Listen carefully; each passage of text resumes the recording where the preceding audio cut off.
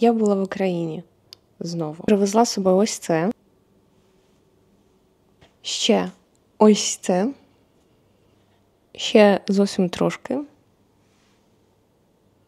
І буквально ще кілька штук. А ще зустрілася з рідними і близькими, відвідала улюблені місця, наїлася смачної української їжі і не потрапила в Карпати. Отож, як це було?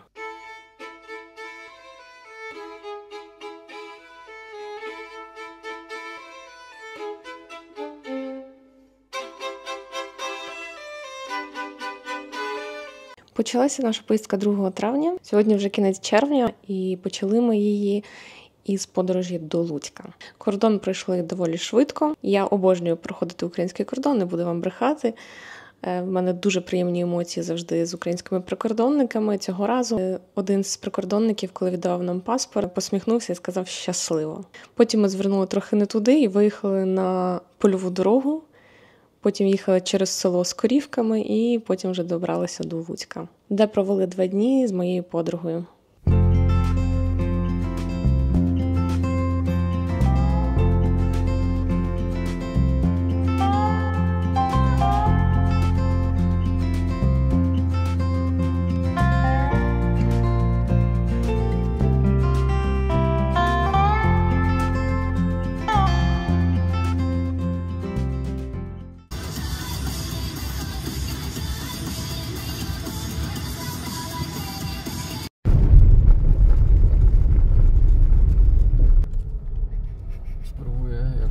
Nie prowokować jej.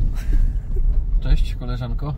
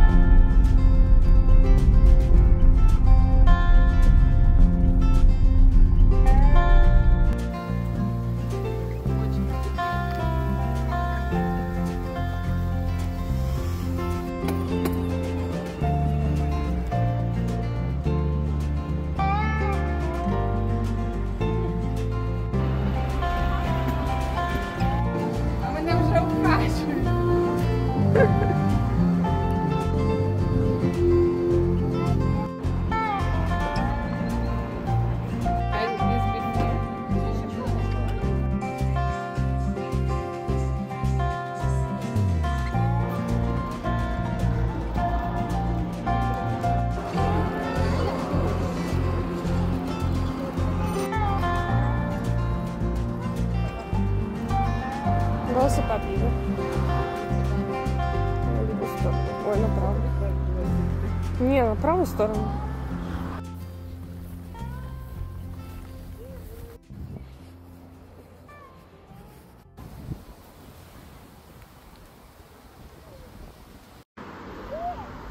Ми зараз їдемо, дядя нас на машинці повезе. Хочеш на машинці?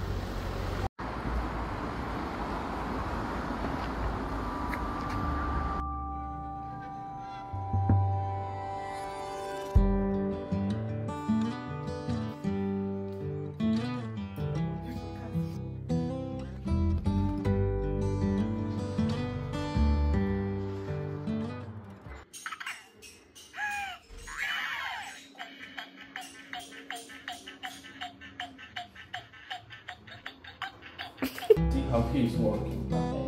But it means that he spend a lot of time. Потім ми вирушили у Вінницю, де зустрілися з моїми рідними і друзями. Я відвідала майже всі книгарні міста, деякі по кілька разів. Накупила купу книг. І це було чудово. До речі, цікава історія з книгарні Віват, та що біля вежі у Вінниці. В один з разів, де я там була, блукала в пошуках якихось цікавих книжок для себе, почули крик з вулиці з якоїсь дівчини з чоловіком, вони було чутно, що сперечалися, і продавчиня Вівату одразу ж, буквально хвилини, секунди 3 реакції, і вона вискочила на вулицю дивитися, що там діється, і було по ній видно, що вона готова одразу йти і бити обличчя. Серйозно, це було чудово спостерігати, класна реакція, тому мій респект Вівату.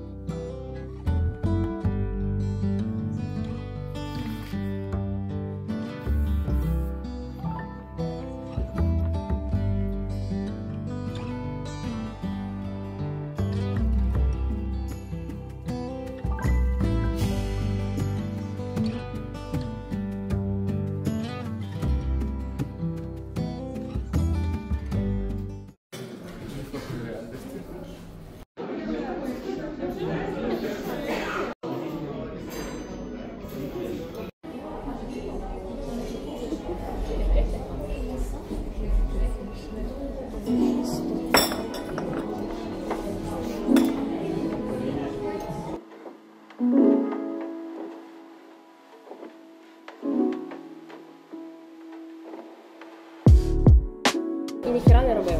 Оце типа його клієнт чи його об'єкт? Це був, коротше, як клієнт і об'єкт моєї колеги по агентству.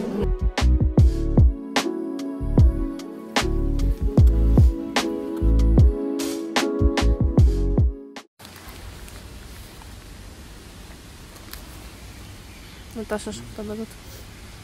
Що в тебе тут? Chcesz zrobić zdjęcie mojego? Це торт. Це кава. Це Іра. Іра, що ти п'єш? А що воно якесь таке? Воно ж мокре. А, ні, кропнуте відео.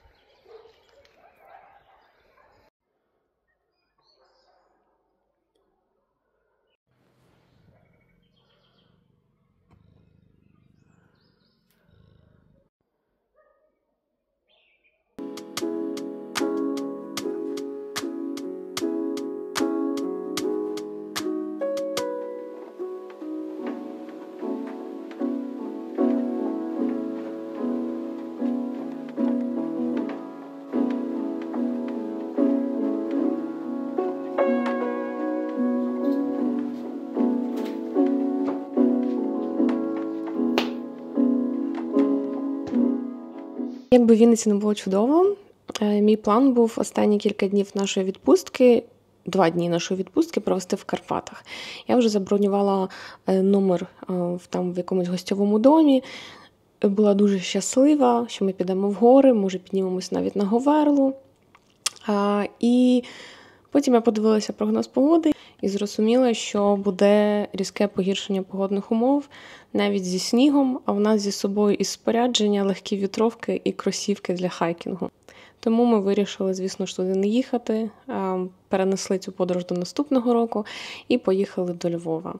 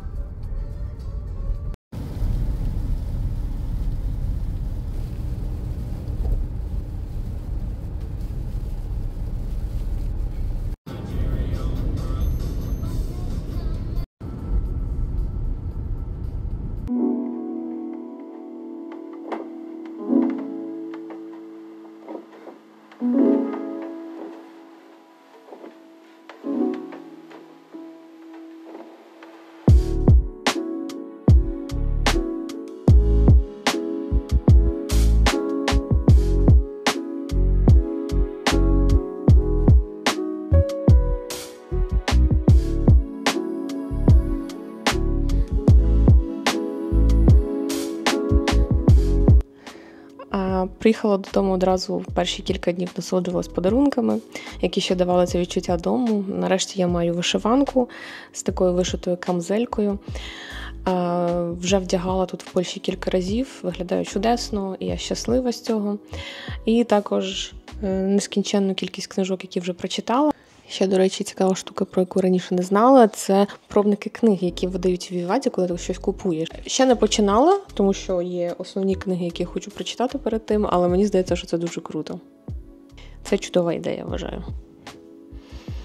Ось таке відео. Сподіваюсь, вам було цікаво. Може, ви навіть почерпнули якісь рекомендації книг, що було б чудово.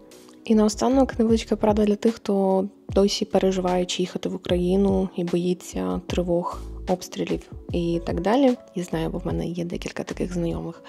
Моя така рекомендація, мотивація, натхнення для вас – їдьте.